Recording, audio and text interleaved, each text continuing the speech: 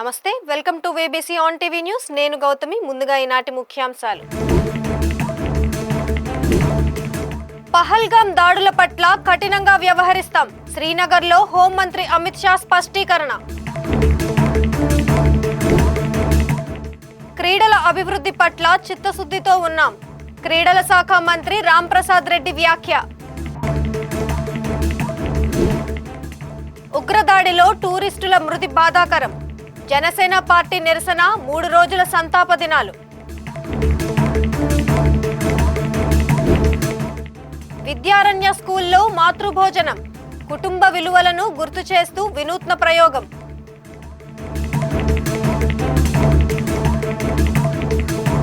జమ్మూ కాశ్మీర్లోని పహల్గామ్లో జరిగిన ఉగ్రవాదుల దాడుల నేపథ్యంలో కేంద్ర హోంమంత్రి అమిత్ షా ఢిల్లీ నుండి హుటాహుటిన శ్రీనగర్కు ప్రయాణమయ్యారు. అక్కడి నుండి పహల్గామ్ చేరుకున్న ఆయన జమ్మూ కాశ్మీర్లోని బైసరస్ అటవీ ప్రాంతంలో దాడి జరిగిన ప్రదేశంలో పరిస్థితిని స్వయంగా పరిశీలించారు. ఉగ్రదాడిలో గాయపడి అనంతనాగ్ ఆసుపత్రిలోని ప్రభుత్వ వైద్య కళాశాలలో చికిత్స పొందుతున్న వారి ఆరోగ్య పరిస్థితిని ఆయన అడిగి తెలుసుకున్నారు. పోలీసులు, నిఘా సంస్థలు దాడికి పాల్పడినట్టుగా భావిస్తున్న 3 అనుమానితుల స్కెచ్లను విడుదల చేశాయి. పహల్గామ్లో పర్యాటకుల హత్యలకు నిరసనగా కాశ్మీర్ లోయలో ఒక రోజు పూర్తి బంద్ పాటిస్తున్నారు. చాలా దుకాణాలు, ప్రధాన మార్కెట్లు, స్థానిక పరిశ్రమలు మూతపడ్డాయి. రోడ్లపై జనసంచారం లేకపోవడంతో రోడ్లన్నీ నిర్మానుష్యంగా మారాయి. పహల్గామ్ ఘటన జరిగిన వెంటనే స్పందించిన హోంమంత్రి అమిత్ షా ఉగ్రదాడి పూర్తిగా ఖండించదగినదని వ్యాఖ్యానించారు. భారత్ ఈ చర్యలపై తీవ్రంగా స్పందిస్తుందని హెచ్చరించారు. ఇటువంటి చర్యలు పునరావృతం కాకుండా చర్యలు తీసుకుంటామని హోంమంత్రి తెలియజేశారు. క్రీడా శాఖ మంత్రి రాంప్రసాద్ రెడ్డి తిరుపతిలోని శ్రీనివాస స్పోర్ట్స్ కాంప్లెక్స్ ఆధునీకరణ పనులను ప్రారంభించారు. అలాగే కాంప్లెక్స్ ప్రాంగణంలో మేజర్ ధ్యాన్ చంద్ విగ్రహాన్ని ఆయన ఆవిష్కరించారు. ఈ కార్యక్రమంలో శాప్ చైర్మన్ రవినాయుడు, స్థానిక ఎమ్మెల్యే ఆరణి శ్రీనివాసులు, జిల్లా collector doctor Venkateshwar, TTD board member Panabaka Lakshmi, పలువురు ప్రముఖులు పాల్గొన్నారు. ఈ సందర్భంగా మంత్రి మాట్లాడుతూ జిల్లాలో ఎక్కడా లేని విధంగా అధునాతనమైన ఇండోర్ స్టేడియంను తిరుపతిలో ప్రారంభిస్తున్నామన్నారు. క్రీడల పట్ల కూటమి ప్రభుత్వం చిత్తశుద్ధితో ఉందని, క్రీడాకారులకు 3% రిజర్వేషన్ ఇస్తున్నామని చెప్పారు. క్రీడాకారులకు అవసరమైన మౌలిక సదుపాయాలు కల్పిస్తూ వివిధ రకాలుగా ప్రోత్సాహకాలు అందిస్తున్నామన్నారు. ఆంధ్రప్రదేశ్లో క్రీడలను ప్రోత్సహించాలి, క్రీడలు ప్రోత్సహించబడాలి. గౌరవ నారా చంద్రబాబు నాయుడు గారు 1995లో ముఖ్యమంత్రి అయిన తర్వాత ఎన్నడూ లేని విధంగా దేశంలోనే ఆంధ్రప్రదేశ్లో స్పోర్ట్స్కు మొట్టమొదటిగా ఒలింపిక్స్ ఇన్ఫ్రాస్ట్రక్చర్ తీసుకొని రావాలనే ఆలోచనతో ఆ రోజు ఉమ్మడి ఆంధ్రప్రదేశ్లో 2002-2003లో గచ్చిబౌలి ప్రాంతాన్ని ఎంచుకొని ఆ రోజు నేషనల్ గేమ్స్ కానీ, ఆఫ్రో గేమ్స్ కానీ, ఇతర గేమ్స్ నిర్వహించి ది బెస్ట్ ఇన్ఫ్రాస్ట్రక్చర్ క్రియేట్ చేసి ఆంధ్రప్రదేశ్ బ్రాండ్ని ప్రపంచవ్యాప్తంగా వినిపించడంతో పాటు ఆ రోజు పుల్లెల గోపీచంద్ గారికి ఆ రోజు స్థలం ఇచ్చి అకాడమీ పెట్టించడం వల్ల సింధు గారు కానీ ఇంకా చాలామంది ప్లేయర్స్ అకాడమీ ద్వారా బయట రావడం జరిగింది. మొట్టమొదటిగా నిన్న జమ్మూ కాశ్మీర్లో ఉగ్రదాడికి బలైన పర్యాటకుల కుటుంబాలకు, వారికి ప్రతి ఒక్కరికి మన తరపున, రాష్ట్ర ప్రభుత్వం తరపున దిగ్భ్రాంతి వ్యక్తం చేస్తూ వాళ్ళందరికీ శ్రద్ధాంజలి ఘటిస్తూ ఈ కార్యక్రమాన్ని ప్రారంభిస్తున్నా. ఈరోజు చాలా సంతోషంగా ఉంది. ముఖ్యంగా మన రాయలసీమకే తలమానికమైన తిరుపతి పట్టణంలో కూటమి ప్రభుత్వం ఏర్పాటైన తర్వాత క్రీడాపరంగా ఏదో ఒక కార్యక్రమాన్ని చేపడుతున్నాం. ముఖ్యంగా గత 2 నెలల ముందే మా యువ నాయకులు, రాష్ట్ర మంత్రివర్యులు నారా లోకేష్ బాబు గారి నాయకత్వంలో ఆ రోజు తిరుపతికి పర్యటించినప్పుడు మహిళా యూనివర్సిటీ ప్రాంగణంలో అత్యాధునిక సౌకర్యాలతో ఎక్కడా లేని విధంగా, ఈ సౌత్ ఇండియాలోనే లేని విధంగా అధునాతమైన ఇండోర్ స్టేడియం ప్రారంభించుకోవడం జరిగింది. ఈరోజు కరెక్ట్గా 60 రోజుల తర్వాత మరొక్కసారి శ్రీనివాస ప్రాంగణంలో 4 కోట్ల రూపాయలు వెచ్చించి, అది కూడా సిఎస్ఆర్ ఫండ్స్ కలెక్ట్ చేసి ప్రజల కోసం, నిజమైన క్రీడాకారుల కోసం, పేద క్రీడాకారులు ఎవరైతే వాళ్లకు అందుబాటులో లేని క్రీడలను కూడా ఆడే విధంగా ఈరోజు మన శాప్ చైర్మన్ ఎవరైతే ఉన్నారో రవినాయుడు దీనికి నాయకత్వం వహించి ఈరోజు అన్ని దిగ్విజయంగా ఇక్కడ అందరం ప్రారంభించుకున్నాం. జమ్మూ కాశ్మీర్లోని పహల్గాంలో ఉగ్రవాదుల దాడిని నిరసిస్తూ మంగళగిరిలోని జనసేన పార్టీ కేంద్ర కార్యాలయంలో పార్టీ జెండాను అవనతం చేశారు. ఈ సందర్భంగా శాసన మండలిలో ప్రభుత్వ విప్ పిడుగు హరిప్రసాద్ మాట్లాడుతూ ఉగ్రదాడిలో అమాయకులు ప్రాణాలు కోల్పోవడం చాలా బాధాకరమని, పహల్గాం దాడి ఘటన దేశానికి ఒక చీకటి రోజుగా మిగిలిపోతుందని అన్నారు. ఉగ్రదాడిలో ప్రాణాలు కోల్పోయిన వారి ఆత్మకు శాంతి చేకూరాలని భగవంతుడిని ప్రార్థించారు. సమాచారం తెలిసిన వెంటనే ఉప ముఖ్యమంత్రి పవన్ కళ్యాణ్ చాలా కలత చెందారని చెప్పారు. పహల్గాంలో పర్యాటకులపై ఉగ్రవాదులు దాడి చేసి 28 మందిని హతమార్చడాన్ని జనసేన పార్టీ తీవ్రంగా ఖండిస్తుందన్నారు. మృతులకు సంతాపం తెలియజేస్తూ 3 రోజుల పాటు సంతాప కార్యక్రమాలు నిర్వహించాలని పవన్ కళ్యాణ్ సూచించినట్టు తెలిపారు. 3 రోజుల పాటు రాష్ట్ర వ్యాప్తంగా జనసేన పార్టీ కార్యాలయాల్లోనూ కార్యకర్తల ఇళ్లల్లోనూ పార్టీ జెండాను అవనతం చేయనున్నారు. అలాగే 3వ రోజు శాంతి ర్యాలీలు, మానవహారాలు నిర్వహించనున్నారు. 3వ రోజు జరిగే కార్యక్రమాల్లో అధినేత పవన్ కళ్యాణ్ పాల్గొంటారని హరిప్రసాద్ తెలిపారు. కాశ్మీర్లోని పెహల్గాంలో 27 మంది అమాయకులను టెర్రరిస్టులు ఊతకోత కోయడం అంటే చాలా దిగ్భ్రాంతికరం, చాలా బాధాకరం. ఈ సమాచారం తెలిసిన వెంటనే గౌరవ డిప్యూటీ సీఎం శ్రీ పవన్ కళ్యాణ్ గారు, జనసేన అధ్యక్షులు వారు చాలా కలత చెందారు, ఆవేదన చెందారు. వెంటనే ఆయన సందేశాన్ని, ఆయన మనసులో ఆవేదనని ట్విట్టర్ ద్వారా వ్యక్తం చేశారు. మనం దేశం కోసం సంఘీభావం తెలపవలసిన సమయం ఇది. 3 రోజుల పాటు జనసేన పార్టీ తరపున సంతాప దినాల్ని పాటించాలని ఆయన ఈ ఉదయం ప్రకటించారు. ఆ మేరకు ఈ ఉదయం పార్టీ కార్యాలయంలో పార్టీ పతాకాన్ని అవనతం చేశాము. సాయంత్రం ఈ ఊచకోతలో అమరులైన వారికి సంతాప సూచకంగా ఈ సాయంత్రం కార్యాలయం దగ్గర క్యాండిల్స్ వెలిగిస్తాము. రాష్ట్ర వ్యాప్తంగా జనసేన కార్యాలయాలు ఎక్కడున్నాయో అన్ని చోట్ల, అన్ని ప్రాంతాల్లో జనసేన నాయకులు, కార్యకర్తల ఇళ్ల మీద కూడా ఈ పార్టీ పతాకాన్ని ఈరోజు అవనతం చేయమని అధ్యక్షుల వారి ఆదేశం. ఆయన ఆదేశాలను పాటిస్తున్నాము. ఈ కార్యక్రమాన్ని ప్రారంభించాము. అదేవిధంగా సాయంత్రం కొవ్వొత్తులు వెలిగించి అమరులైన వారందరికీ నివాళులు తెలియజేస్తాము. రేపటి రోజున ప్రతి కార్యాలయం దగ్గర మా శ్రేణులు సంతాపం వ్యక్తం చేస్తూ మౌనంగా దీక్షలో కూర్చుంటారు. అదేవిధంగా 3వ రోజున రాష్ట్ర వ్యాప్తంగా కొవ్వొత్తుల ప్రదర్శన, మానవహారాలు జరుగుతాయి. రాష్ట్రంలోని ఏదో ఒక నగరంలో, ఎంపిక చేసుకున్న నగరంలో పార్టీ అధ్యక్షుల వారు కూడా ఈ ప్రదర్శనలో చివరి రోజున పాల్గొంటారు. ఈ కార్యక్రమాన్ని ప్రతి ఒక్క జన సైనికుడు పాల్గొని ఈ కార్యక్రమంలో మన దేశానికి, అమరులైన వారికి సంఘీభావం తెలియజేయవలసిందిగా కోరుతున్నాము. ఒక్క జనసేన పార్టీయే కాదు, ఈ దుర్ఘటనను దేశ ప్రజలందరూ, ముఖ్యంగా తెలుగువారందరూ ముక్తకంఠంతో ఖండించాలి. మన బలాన్ని మనం తెలియచేయాలి. బలం మీన్స్ సామరస్యపూర్వకంగా, శాంతియుతంగా, సంఘటితంగా మేమందరం ఒక్కటే. మా మీద ఏది దాడి జరిగినా మేము తీవ్రంగా ప్రతిఘటిస్తామనే ఒక సందేశాన్ని ముష్కరులకు తెలియచేయాలని అధ్యక్షుల వారు తెలియచేశారు. ఈ సందర్భంగా అమరులైన ప్రతి ఒక్కరికి, వారి కుటుంబానికి సంతాపం తెలియజేస్తూ వారికి తీవ్రమైన వారి ఆత్మకు శాంతి కలగాలని ఈ సందర్భంగా ప్రార్థిస్తున్నాము. ఒక్క నిమిషం మౌనం మీ ముందు పాటిస్తున్నాము.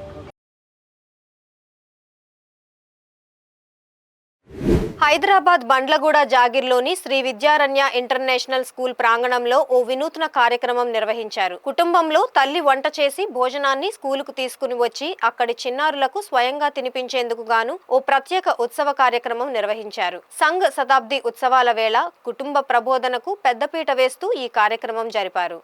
ఈ ఆధునిక కాలంలో ఇంటిలో వంట చేసుకొని తినడం రాను రాను తగ్గుముఖం పడుతుంది. బయట నుంచి జంక్ ఫుడ్ ఆర్డర్ చేసుకొని తెప్పించుకోవడం ఓ అలవాటుగాను, ఇంకా చెప్పాలంటే వ్యసనంగాను మారిపోయింది. దీంతో ఆరోగ్యాన్నే కాదు, ఆనందాన్ని కూడా కోల్పోతున్నాం. పిల్లలు, పెద్దలు బయట ఫుడ్కు అలవాటు పడడంతో కుటుంబ సభ్యుల మధ్య అనుబంధాలు తగ్గిపోవడం ఓ ఆందోళనకర అంశం. ఇటువంటి పోకడలకు దూరంగా మనదైన కుటుంబ వ్యవస్థను గుర్తు చేసేందుకు స్విస్ ఈ బృహత్తర కార్యక్రమం చేపట్టింది.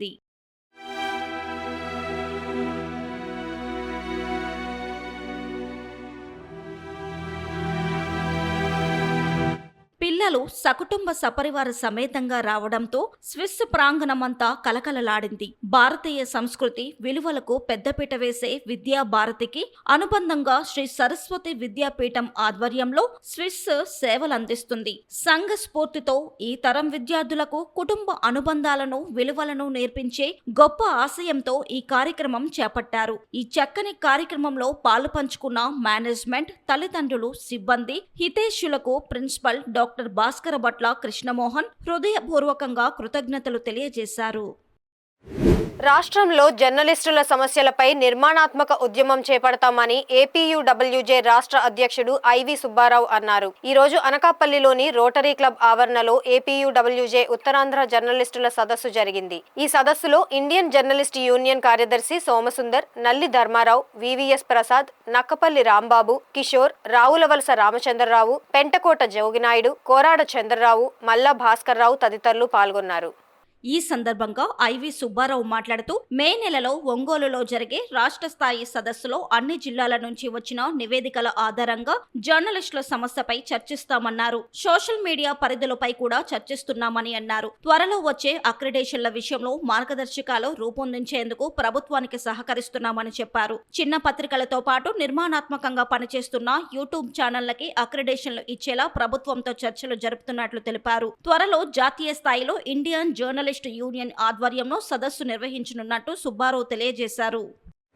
చోరీకి గురైన మొబైల్ ఫోన్లను విజయనగరం జిల్లా పోలీసులు రికవరీ చేశారు. సైబర్ సెల్ కు వచ్చిన ఫిర్యాదుల మేరకు 264 మొబైల్ ఫోన్లను ట్రేస్ అవుట్ చేసినట్టు జిల్లా ఎస్పీ వకుల్ జిందాల్ తెలిపారు. సైబర్ సెల్ స్టేషన్ స్థాపించినప్పటి నుండి ఇప్పటి వరకు 6 కోట్ల రూపాయల విలువైన 3,300 మొబైల్ ఫోన్లను రికవరీ చేశామని ఎస్పీ తెలిపారు. వీటి విలువ 42,85,851 రూపాయలని ఆయన పేర్కొన్నారు. రికవరీ చేసిన ఫోన్లను బాధితులకు అందజేశామన్నారు. సెల్ ఫోన్ పోగొట్టుకున్న వారు సమీప పోలీస్ స్టేషన్లో గాని 8977745606 అనే ఫోన్ నెంబర్కు గాని ఫోన్ చేసి ఫిర్యాదు చేయొచ్చని చెప్పారు. సైబర్ నేరాల పట్ల ప్రతి ఒక్కరూ అప్రమత్తంగా ఉండాలని, సైబర్ నేరగాల ఉచ్చులో ఎవరూ పడొద్దని ఎస్పీ సూచించారు. ఏమైనా థెఫ్ట్ అయితే లేకపోతే మిస్ అయితే ఆ మిస్సింగ్ మొబైల్ ట్రాకింగ్ సిస్టంలో కంప్లైంట్ లాంచ్ చేస్తే కొన్ని నెలల్లో ఈ మొబైల్ ట్రాక్ చేసి మీకు ప్రజలకి ఇవ్వడం జరుగుతుంది. సో ఈ మిస్సింగ్ మొబైల్ ట్రాకింగ్ సిస్టమ్ భాగంగా ఇప్పటి వరకు 3,300 మొబైల్ ఫోన్స్ ఆల్మోస్ట్ వర్త్ 6 కోట్ల వర్త్ మొబైల్ ఫోన్స్ ఇప్పటి వరకు ట్రేస్ చేసి ప్రజలకి ఇవ్వడం జరిగింది. అదే క్రమంలో లాస్ట్ 3-4 మంత్స్లో 264 మొబైల్ ఫోన్స్ వర్త్ 42 lakhs ఈరోజు ట్రేస్ చేసి ప్రజలకి అప్పగించడం జరుగుతుంది. సో ఈ 264 మొబైల్స్ ఈ మనకి గత సంవత్సరం వచ్చిన కంప్లైంట్స్, కొన్ని ఈ సంవత్సరం వచ్చిన కంప్లైంట్స్ సంబంధించి ఈ మిస్సింగ్ మొబైల్ ట్రాకింగ్ సిస్టమ్ ద్వారా ట్రాక్ చేసి ఈరోజు ఇవ్వడం జరుగుతుంది. సో ఎవరికైనా ఏమైనా మొబైల్ మిస్ అయితే, ఏమైనా దొంగతనం అయితే ఒక మొబైల్ నెంబర్ ఒకటి మేము ఏర్పాటు చేశాము. 8977945606 8977945606 ఈ మొబైల్ నెంబర్కి వాట్సాప్ మెసేజ్ పెట్టిన ఒక రెస్పాన్స్లో ఒక గూగుల్ ఫామ్ వస్తుంది. ఆ గూగుల్ ఫామ్లో మీరు పోగొట్టుకున్న మొబైల్ డీటెయిల్స్ ఎంటర్ చేస్తే కొన్ని నెలల్లోనే మీకు మొబైల్ ట్రాక్ చేసి ట్రేస్ చేసి మీకు మళ్ళీ ఇవ్వడం జరుగుతుంది. ఇంతకుముందు ఎవరికైనా మొబైల్ పోతే విజయనగరంకి వచ్చి సైబర్ సెల్లో కంప్లైంట్ ఇవ్వాల్సి ఉండేది. కానీ అది కూడా ఇప్పుడు సింప్లిఫై చేశాము. ఎవరికైనా మొబైల్ పోతే వాళ్ళ మండలంలో ఉన్న పోలీస్ స్టేషన్, వాళ్ళకి లోకల్ పోలీస్ స్టేషన్లో వాళ్ళు వెళ్ళి కంప్లైంట్ ఇస్తే అక్కడే కంప్లైంట్ లాడ్జ్ చేసి సైబర్ సెల్ వాళ్ళకి ట్రాన్స్మిట్ చేయడం జరుగుతుంది. సైబర్ సెల్ వాళ్ళు దాన్ని ట్రేస్ చేసి మళ్ళీ మొబైల్ ఫోన్ వాళ్ళకి ప్రజలకి ఇవ్వడం జరుగుతుంది. సో ఎవరు కూడా విజయనగరంకి వచ్చి సైబర్ సెల్కి వచ్చి కంప్లైంట్ ఇవ్వాల్సిన అవసరం లేదు. లోకల్ పోలీస్ స్టేషన్లోనే కంప్లైంట్ ఇవ్వచ్చు. సో మీకు దగ్గరలో ఉన్న పోలీస్ స్టేషన్లోనే కంప్లైంట్ ఇవ్వచ్చు. అది కాకుండా ఒక ఫోన్ నెంబర్ కూడా ఉంది. ఆ ఫోన్ నెంబర్ మీరు జస్ట్ ఒక వాట్సాప్ మెసేజ్ పెడితే అది మీరు ఇంట్లోనే కూర్చొని మీ మొబైల్ పోయిందని కంప్లైంట్ ఇస్తే అది ట్రేస్ చేసి మీకు ఇవ్వడం జరుగుతుంది. సో ఈ మొబైల్ నెంబర్ అందరూ కూడా నోట్ చేసుకోవాలి, అందరూ కూడా ప్రాపర్గా యూటిలైజ్ చేసుకోవాలి. అదేవిధంగా ఈ మొబైల్ నెంబర్ కాకుండా ఫిజికల్గా కంప్లైంట్ ఇవ్వాల్సి ఉంటే లోకల్ పోలీస్ స్టేషన్లో వెళ్ళి కంప్లైంట్ ఇవ్వచ్చు. సైబర్ సెల్ విజయనగరంకి రావడానికి అవసరం లేదు. సో ఈరోజు ఈ 264 మొబైల్స్ ట్రేస్ చేసి ప్రజలకి ఇవ్వడం జరుగుతుంది. సో ఇది ఈ మంచి పని చేసే దానికి cyber cell inspector B Srinivasarao, అదేవిధంగా cyber cell SI and cyber cell స్టాఫ్ని అభినందిస్తున్నాము. ఏలూరు జిల్లాలో 3 రోజుల పర్యటనలో భాగంగా రాష్ట్ర పౌర సరఫరాల శాఖ మంత్రి, జిల్లా ఇన్ఛార్జ్ మంత్రి నాదెండ్ల మనోహర్ బుట్టాయిగూడెం మండలం పులిరాముడుగూడెంలో పలు కార్యక్రమాలలో పాల్గొన్నారు. గ్రామంలో గిరిజన ఇళ్లకు వెళ్లి వారి సమస్యలు అడిగి తెలుసుకున్నారు. అలాగే ఇక్కడ ఏర్పాటు చేసిన వెదురు హస్తకళ తయారీ శిక్షణా కేంద్రాన్ని ప్రారంభించారు. అనంతరం గ్రామంలో ఏర్పాటు చేసిన సమావేశంలో ప్రజలు సమస్యలు తెలుసుకున్నారు. సీసీ రోడ్లు, డ్రైనేజీ, ఇళ్లు, బస్సు సౌకర్యం, ఉచిత గ్యాస్ సిలిండర్లు, త్రాగునీరు వంటి సమస్యలకు అక్కడికక్కడే మంత్రి పరిష్కారం చేయడం విశేషం. మంత్రి వెంట పోలవరం ఎమ్మెల్యే చిర్రి బాలరాజు కూడా ఉన్నారు.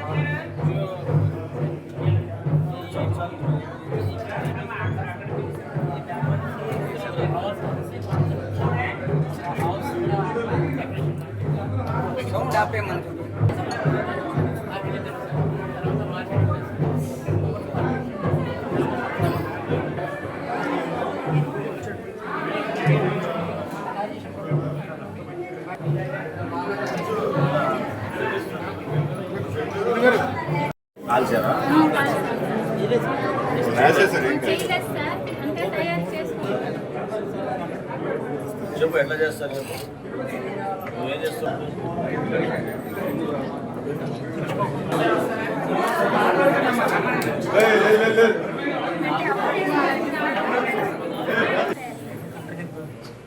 ఇప్పుడు లేటెస్ట్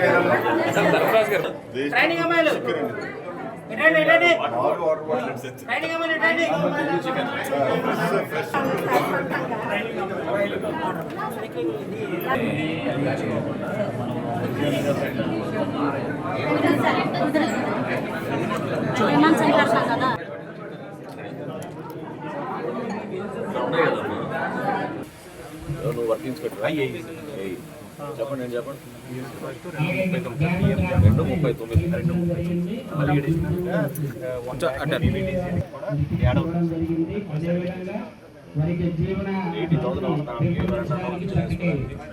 2,000 తయారు చేసి వారు ఆర్థికంగా అభివృద్ధి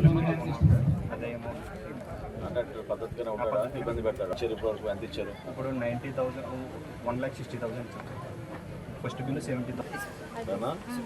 మేకల్లో అయిపోవాలి, టార్గెట్ పెట్టుకోండి. ఎస్ సార్, సమ్మర్లో పూర్తి అయిపోవాలి, టార్గెట్ పెట్టి చేయండి. Okay sir. ఓకేనా?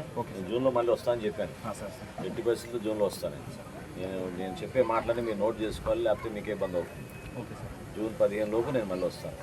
ఓకేనా? ఓకే, ఇది కంప్లీట్ అయిపోవాలి. Okay sir. నేను వచ్చినప్పుడు చక్కగా వాళ్ళతో కూర్చొని టీ తాగాలి. Okay sir. క్లియరా? Okay, clear sir.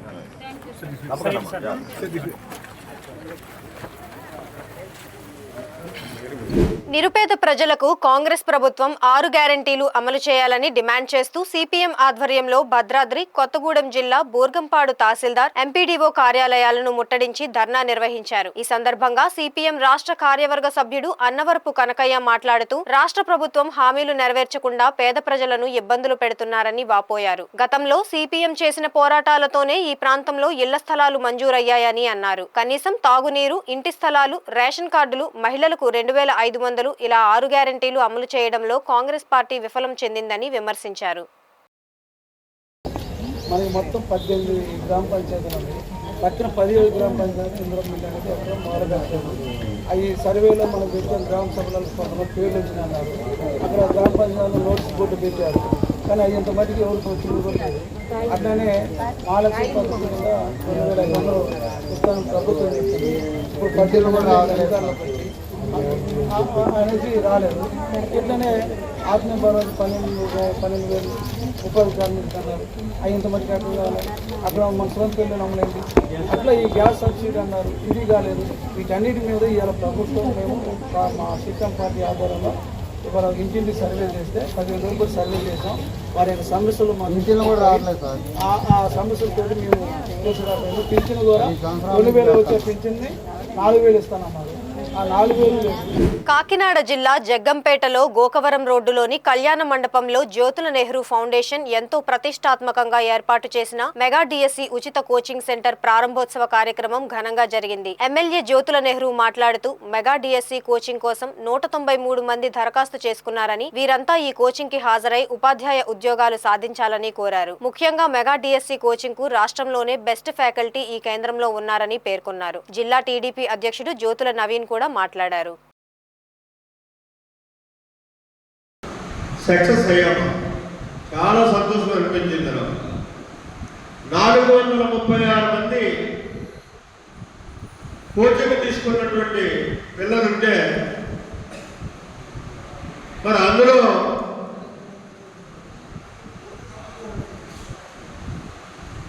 మూడు 349 మంది ఉత్తీర్ణులయ్యారు, అంటే క్వాలిఫై అయ్యారు. ఇందులో గతంలో క్వాలిఫై అయిన వాళ్ళు ఉన్నారు. గతంలో క్వాలిఫై అయిన వాళ్ళందరికీ మార్కులు పెరిగాయి.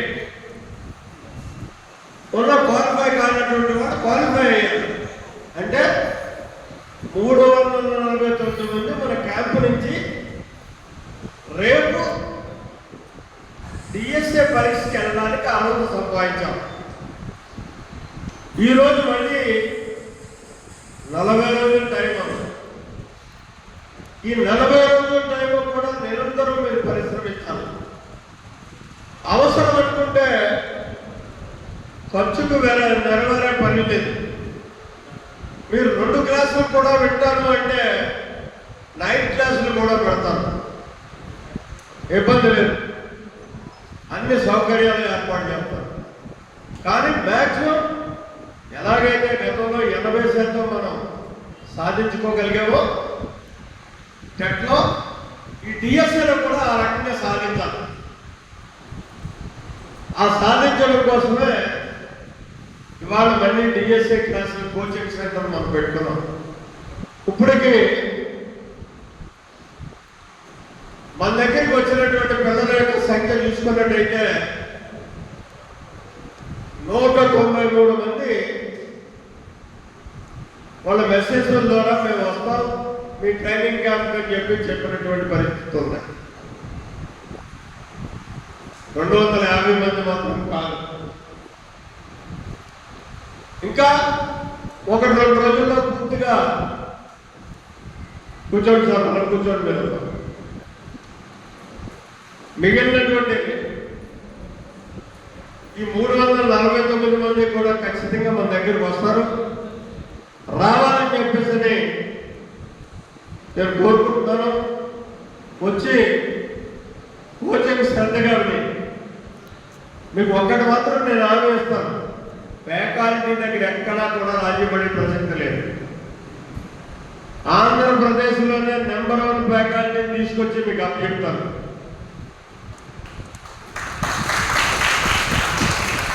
దాన్ని సద్వినియోగం చేసుకోవాల్సినటువంటి బాధ్యత మీది. జమ్మూ కాశ్మీర్లో జరిగిన దుర్ఘటన చాలా దురదృష్టకర సంఘటన. 3 రోజులు జనసేన పార్టీ సంతాప దినాలుగా ప్రకటించిందని రూరల్ శాసనసభ్యుడు పంతం నానాజీ అన్నారు. స్థానిక గంగరాజు నగర్లో గల జనసేన పార్టీ కార్యాలయంలో ఆయన మీడియా సమావేశం నిర్వహించారు. ఈ సందర్భంగా ఆయన మాట్లాడుతూ రాష్ట్ర స్థాయి పురుషులు మహిళల బీచ్ కబడ్డీ పోటీలను కాకినాడ రూరల్ పరిధి ఎన్టీఆర్ బీచ్ లో నిర్వహిస్తున్నట్టు తెలిపారు. ఈ పోటీల్లో జిల్లా స్థాయి క్రీడాకారులు పాల్గొంటారని తెలిపారు. రాష్ట్ర కబడ్డీ అసోసియేషన్ అధ్యక్షుడు వెంకటరెడ్డి మాట్లాడుతూ కబడ్డీ పోటీలకు ప్రాముఖ్యత కలిగించే విధంగా బీచ్ కబడ్డీ పోటీలు మే 2వ తేదీ నుంచి 4వ తేదీ వరకు జరుగుతాయని తెలిపారు. ఈ పోటీల్లో విజేతలకు నగదు బహుమతులు అందజేస్తారని తెలిపారు. ఈ పోటీల్లో విజేతలను జాతీయ స్థాయిలో జరిగే పోటీలకు ఎంపిక చేస్తామని ఆయన తెలిపారు. Setti Balija corporation director doctor Chappidi Venkateswararao కూడా మాట్లాడారు. మన ఆంధ్ర క్రీడలాడిది కబడ్డీ అంటే.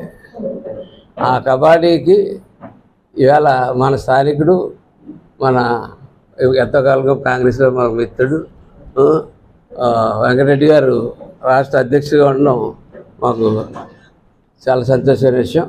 ఆయన మంచి ఒక అవకాశాన్ని మనకి మీరు చేయగలరా, చేస్తారా, చేయండి అని చెప్పి ఒక రాష్ట్ర స్థాయి కబడ్డీ పోటీలు, బీచ్ కబడ్డీ పోటీ అంటే 13 జిల్లాల నుంచి 13 మంది పురుషుల టీము, 13 మంది మహిళల టీము కూడా రావడం జరుగుతూ ఉంటుంది. వారికి ప్రధానంగా ఏంటంటే ఈ గ్రామీణ క్రీడని బయటికి తీసి ప్రభుత్వ క్రీడాకారులను ప్రోత్సహించాలనే సంకల్పంతో ఈ రిజర్వేషన్ని మన కూటమి వచ్చిన తర్వాత 2% నుంచి 3%కి పెంచారు.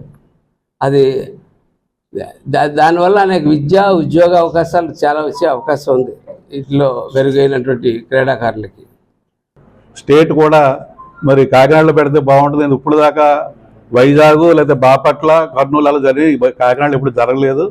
మరి మన ఎమ్మెల్యే గారు సోదరుడు అన్నగారిని వచ్చి అడిగితే చేద్దాం అంటే చాలా బాగుంటుందంటే ఆయన వెంటనే స్పందించి ముందుకు వచ్చి ఇవన్నీ చేపిస్తున్నారు.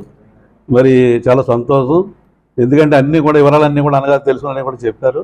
చాలా కబడ్డీ అన్నది ఏంటంటే ఇలా తెలుగు రాష్ట్రాల్లో ఎక్కువగా కబడ్డీ చూస్తున్నారు. ప్రో కబడ్డీ గట్ట వస్తుంది. అలాగే త్వరలో కూడా లీగులు చేయబోతున్నాం. స్టేట్లో కూడా సెపరేట్గా మన ఆంధ్ర లీగులు జరిగితే ప్రో కబడ్డీ టైప్లో, తెలంగాణ, ఆంధ్ర కూడా త్వరలో జరిగే అవకాశం ఉంది.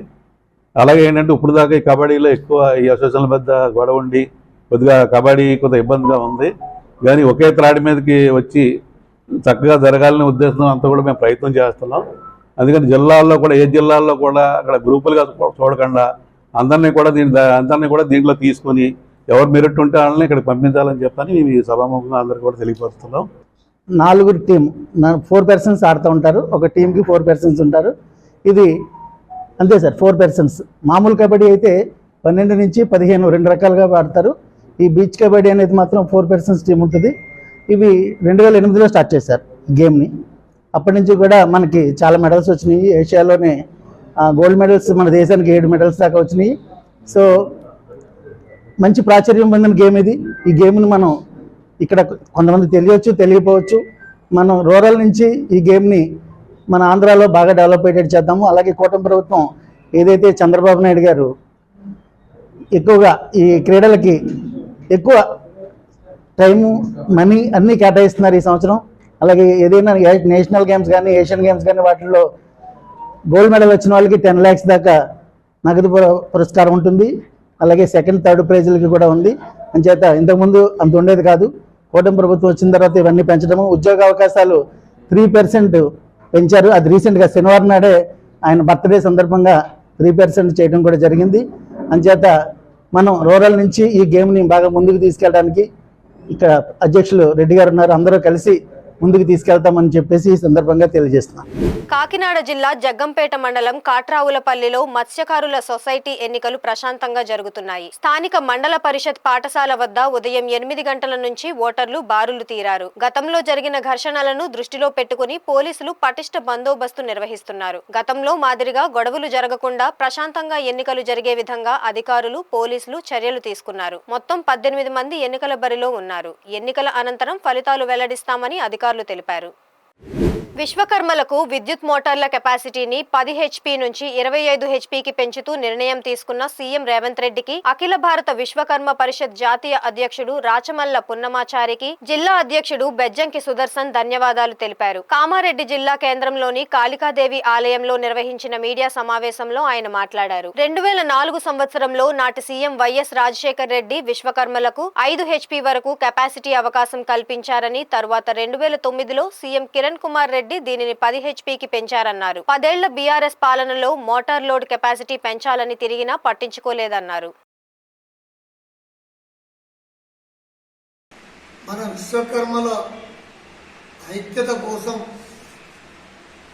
ఆనాడు చంద్రబాబు నాయుడు, ఎన్టీ రామారావు సీఎంగా ఉన్నప్పటి నుండి నేటి వరకు ఒక 30-35 సంవత్సరాలుగా నిరంతరం పోరాటం చేసి Telangana level, Andhra Pradesh level, central Delhi level దాకా పోరాటం చేసిన వ్యక్తి రాచమల్ల పున్నమాచారి. కీర్తిశేషులు వైఎస్ రాజశేఖర్ రెడ్డి సీఎంగా ఉన్నప్పుడు 2004లో విశ్వకర్మీల కుటీర పరిశ్రమల గురించి 5 HPల వరకు 4th కేటగిరీ కింద శాంక్షన్ చేయించిన ఘనత రాచమల్ల పున్నమాచారి. నాటి నుంచి 2009 నుంచి 2013 వరకు కిరణ్ కుమార్ రెడ్డి మన ఆంధ్రప్రదేశ్ ముఖ్యమంత్రిగా ఉన్నప్పుడు నిరంతరం పోరాటం చేసిన వ్యక్తి. 10 HPల వరకు మన కుటీర పరిశ్రమలకు, దువ్వోడ మిషన్లకు, సామిళ్లకు అందరికీ కూడా విశ్వకర్మీలు, పంచదాయిలకు 10 HPల వరకు 4th కేటగిరీ తెచ్చిన వ్యక్తి రాచమల్ల పున్నమాచారి. అదేవిధంగా నేటి వరకు నిరంతరము పోరాటం చేసి ఆయన ఆరోగ్యం సహకరించకుండా, కరోనాని లెక్క చేయకుండా 10 ఏళ్ళు కేసీఆర్ ప్రభుత్వంలో కాలుకు బట్ట పెట్టకుండా తిరిగినా ఆ 10 ఏళ్ళు మాకు మిగిలింది విశ్వకర్మీలకు గాడిద గుడ్డు, ఏమీ దొరకలే. తర్వాత సీఎం తెలంగాణ ముఖ్యమంత్రి వర్యులు వచ్చిన తర్వాత 19/3/2025 రోజున విశ్వకర్మీలకు 20 amps 25 HPల కరెంటు 4th కేటగిరీ కింద మంజూరు చేయడం జరిగింది. ఇవన్నిటికీ కష్టానికి, నష్టానికి, శక్తి అన్ని మించి వయస్సు పైబడ్డ నిరంతరం పోరాటం చేసిన మా పితామహులు పున్నమాచారి గారికి తెలంగాణ విశ్వకర్మీయులందరూ ఎంతో రుణపడి ఉండాలి, రుణపడి ఉంటారని మేము భావిస్తున్నాం. అదేవిధంగా తెలంగాణ ముఖ్యమంత్రి వర్యులు రేవంత్ రెడ్డి గారికి తెలంగాణ విశ్వకర్మ, అఖిల భారతీయ విశ్వకర్మ పక్షాన, మా అందరి పక్షాన మేము వారికి శిరస్సు నుంచి ధన్యవాదాలు తెలియజేస్తున్నాం. ఈ వార్తలు ఇంతటితో సమాప్తం. మరిన్ని విశేషాలతో మళ్ళీ కలుసుకుందాం.